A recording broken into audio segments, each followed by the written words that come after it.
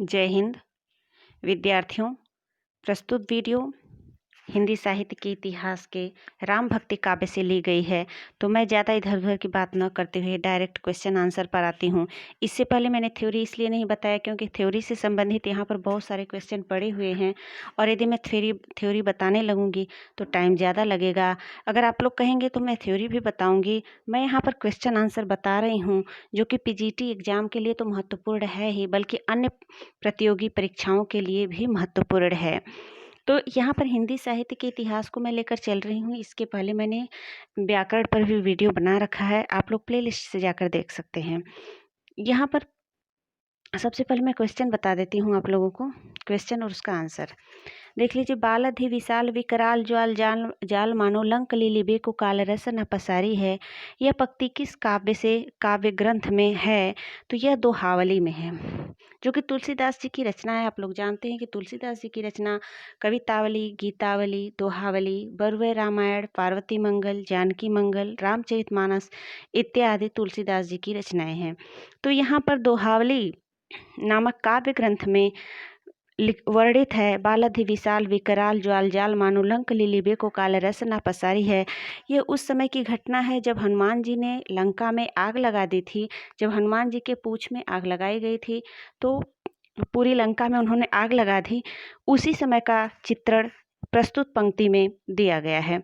और तो मैं अगले क्वेश्चन पर चलती हूँ। राम के बाल रूप की झांकी किस ग्रंथ में सर्वाधिक है? तो कवितावली ग्रंथ, जो तुलसीदास जी रचित कवितावली ग्रंथ है, उसमें राम के बालक रूप की झांकी ज़्यादा दी गई है। अर्थात श्री रामचंद्र जी के बाल रूप का वर्णन कवितावली में ज़्यादा देखने को मिलेगा। अगले क्वेश्चन देखिए। अवधेश के बालक चारि सदा तुलसी मन मंदिर में विहरें। यह पंक्ति किस काव्य ग्रंथ में है? तो यह पंक्ति रामचरितमानस में लिखी गई है। केशव कहीं न जाए का कहिए पंक्ति किस कवि की है? केशव कहीं न जाए का कहिए, यह तुलसीदास जी की लिखी हुई पंक्ति है। अब लो नसानी अब न नसैहों पंक्ति किस काव्य ग्रंथ की है? तो अब लो नसानी अब न नसैहों, यह विनय पत्रिका से ली गई है। इसमें तुलसीदास जी ने भगवान जी का विनय किया है, अर्थात भगवान जी की प्रार्थना की है। तो तुलसीदास जी रचित विनय पत्रिका में वर्णित है, अब लो नसानी अब न नसैहों। अगला क्वेश्चन देखिए। राम भक्ति काव्य परंपरा में दाम्पत्य मूलक उपासना को लेकर चलने वाली श्रृंगारी भावना के प्रवर्तक कौन है? दाम्पत्य मूलक यहाँ पर पूछ रहा है। राम भक्ति काव्य परंपरा में आप लोग जानते हैं कि भक्ति हिंदी साहित्य के इतिहास में जो पूर्व मध्यकाल है उसको भक्ति काल कहा गया, और भक्ति काल में एक रामकृष्ण काव्य है, राम भक्ति काव्य, और एक कृष्ण भक्ति काव्य है। कृष्ण भक्ति काव्य पर मैंने लगभग 7-8 वीडियो बना रखी है। यहाँ पर मैं राम भक्ति काव्य के विषय में बता रही हूँ। तो राम भक्ति काव्य की वहाँ पर मतलब भक्ति काव्य में एक परंपरा चली कृष्ण भक्ति काव्य का और दूसरा राम भक्ति काव्य का। तो राम भक्ति काव्य परंपरा के विषय में यहाँ पर पूछ रहा है कि राम भक्ति काव्य परंपरा में दाम्पत्य मूलक उपासना को लेकर चलने वाली श्रृंगारी भावना के प्रवर्तक कौन है? यहाँ पर 4 नाम दिया गया है, जैसे अग्रदास, नाभादास, रामचरण दास और केशवदास। तो इसमें से रामचरण दास इसका आंसर होगा। तो ऑप्शन नंबर सी को आप लोग क्लिक कर लीजिए। अगला क्वेश्चन देखिए। भक्तमाल के रचयिता कौन है? तो भक्तमाल के रचयिता नाभादास हैं। नाभादास भी एक कवि थे। तुलसीदास जी, राम भक्ति काव्य में तुलसीदास जी का नाम सबसे पहले आता है, और तुलसीदास जी के बाद भी बहुत सारे कवि हैं जो कि राम भक्ति से संबंध रखते हैं, अर्थात राम भक्ति काव्य परंपरा में उन्होंने भी सहयोग दिया है। जैसे देखिए,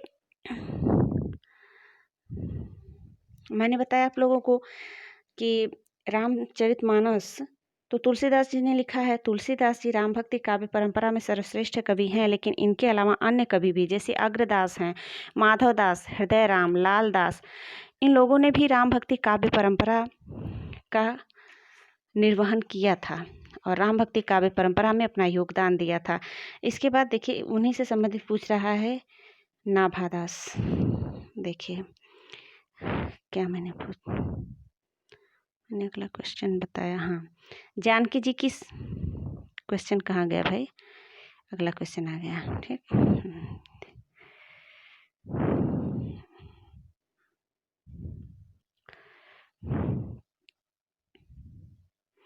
भक्तमाल के रचयिता कौन थे? तो भक्तमाल एक रचना है, ग्रंथ है जिसके रचयिता नाभादास थे।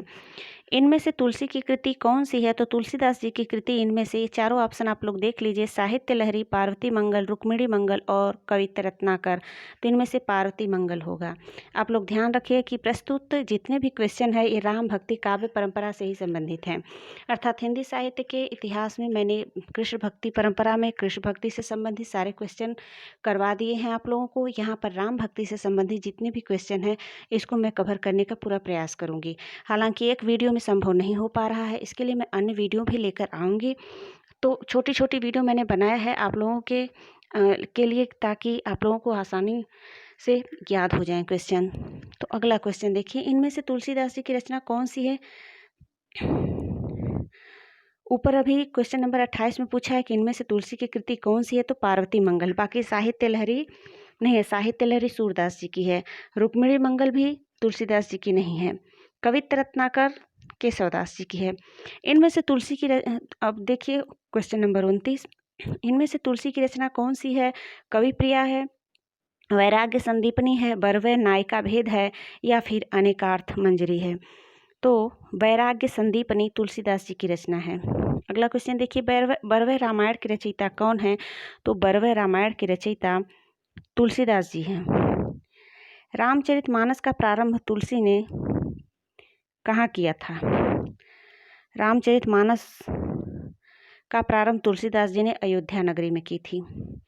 राम भक्ति शाखा के अंतर्गत वैरागी दल का गठन किसने किया था? रामानंद जी ने, या फिर तुलसीदास जी, या नाभादास जी, या फिर नरहरिदास जी ने? तो क्वेश्चन नंबर 32 का आंसर देखिए आप लोग, रामानंद जी ने राम भक्ति शाखा के अंतर्गत वैरागी दल का गठन किया था। तापसी शाखा का गठन किसने किया था? तपसी शाखा का गठन किसने किया? कृष्णदास पैहारी, अग्रदास, किल्हदास, या फिर तुलसीदास? तो किल्हदास। देखिए नाम है इन लोगों के नाम शायद आप लोग नहीं सुने होंगे, लेकिन यदि हिंदी को थोड़ा डीप में पढ़ेंगे और एक एक काव्य परंपरा को यदि आप लोग डीप में पढ़ेंगे और उसको समझते हुए चलेंगे तो देखेंगे बहुत सारे कवि आए हैं जिनका के नाम ज़्यादा नहीं लिया जाता, ज़्यादा नाम तुलसीदास जी का लिया जाता है, इनके बाद सूरदास जी का लिया जाता है, क्योंकि इन लोगों का योगदान भक्ति काव्य में सबसे ज़्यादा रहा है।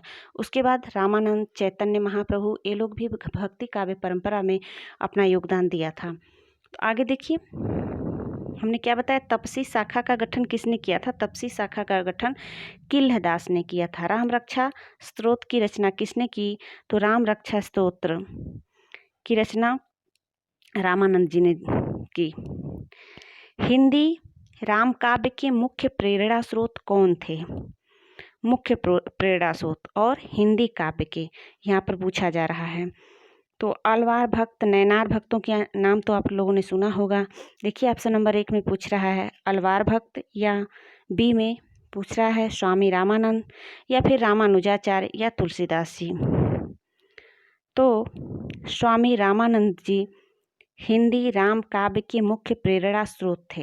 रामानंद एक भक्त कवि थे, जैसे चैतन्य महाप्रभु थे वैसे रामानंद नाम से एक भक्त कवि भी थे जिन्होंने राम भक्ति काव्य परंपरा में अपना योगदान दिया था।